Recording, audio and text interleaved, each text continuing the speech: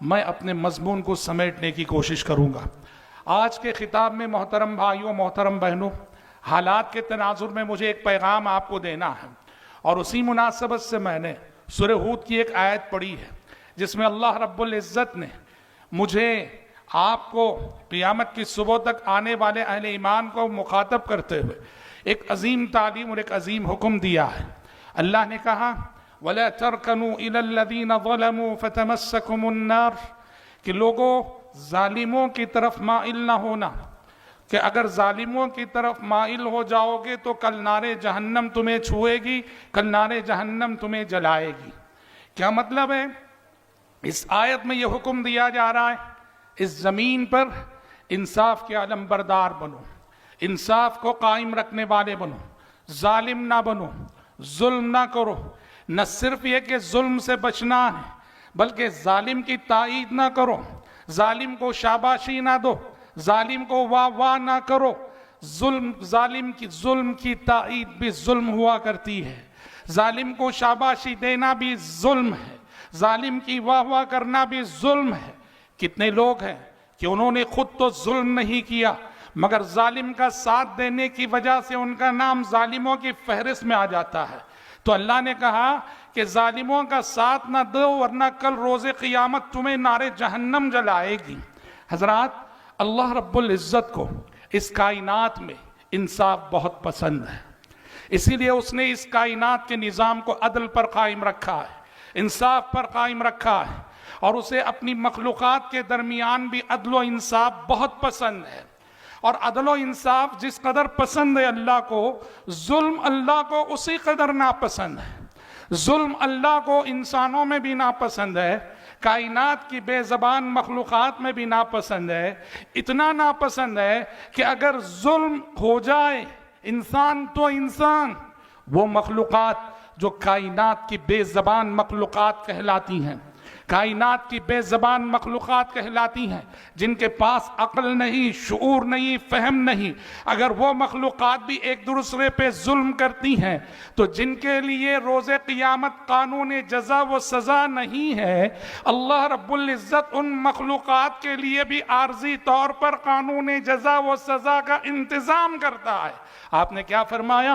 روز قیامت ایسا بے لاگ عدل و انصاف ہونے والا ہے اللہ کا کہ دنیا میں اگر سینگ والی بکری نے بے سینگ والی بکری پہ ظلم کیے ہوں گے تو روز قیامت اس بے سینگ والی بکری کو سینگ دیے جائیں گے اور کہا جائے گا اس بکری نے تجھ پر اپنی سینگوں سے ظلم کیا تھا، آج بدلہ لے لے۔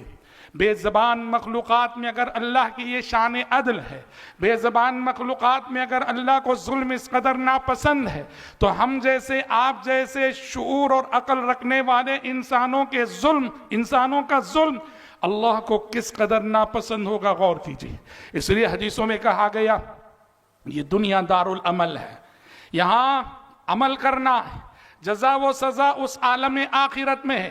لیکن دو گناہ ایسے ہیں، ان گناہوں کی سزا آخرت سے پہلے دنیا میں مل کے رہے گی۔ ایک ہے ماں باپ کی نافرمانی اور ایک ہے ظلم۔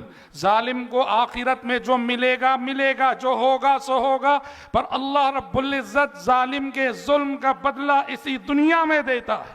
اس لیے بھائیو، شیخ الاسلام ابن تیمیہ رحمۃ اللہ علیہ نے ایک بڑی خوبصورت بات کہی۔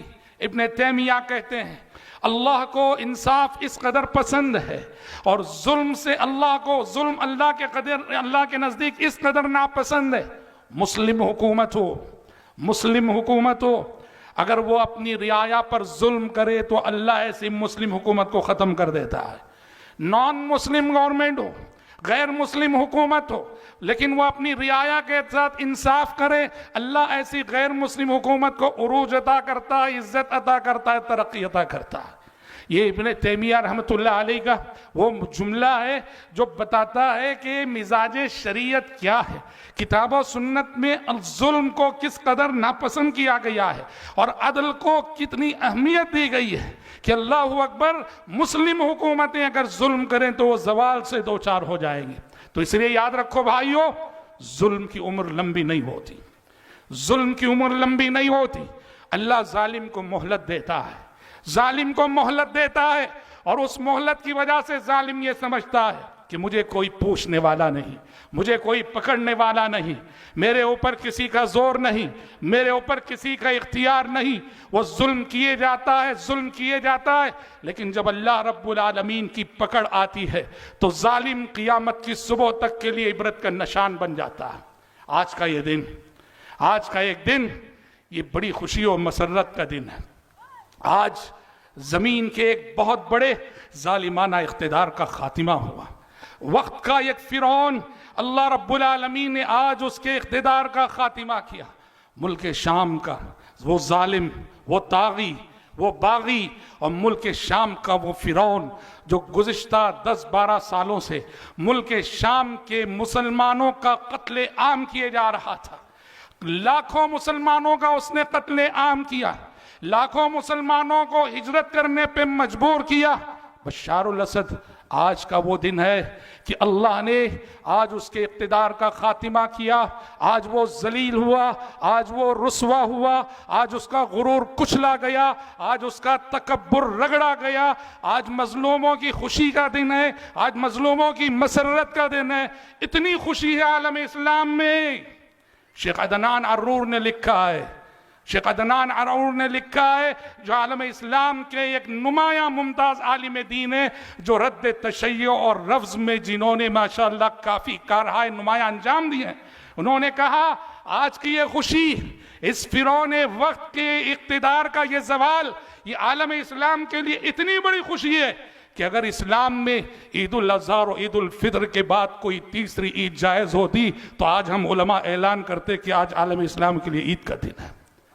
ظلم یاد رکھنا، ظلم کی عمر لمبی نہیں ہوتی، ظالم گرجتا ہے، برستا ہے، بس وہ اللہ کی مہلت ہے، لیکن جب اللہ رب العالمین کی پکڑ آتی ہے، اللہ ظالم کو روز قیامت ایسے روز قیامت تک کے لیے عبرت کا نشان بنا کے چھوڑتا ہے۔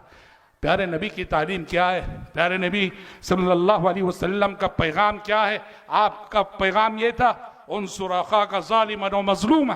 آپ نے کہا اپنے بھائی کی مدد کرو، ظالم ہو تب بھی، مظلوم ہو تب بھی، ظالم ہو تب بھی اپنے بھائی کی مدد کرو، مظلوم ہو تب بھی اپنے بھائی کی مدد کرو۔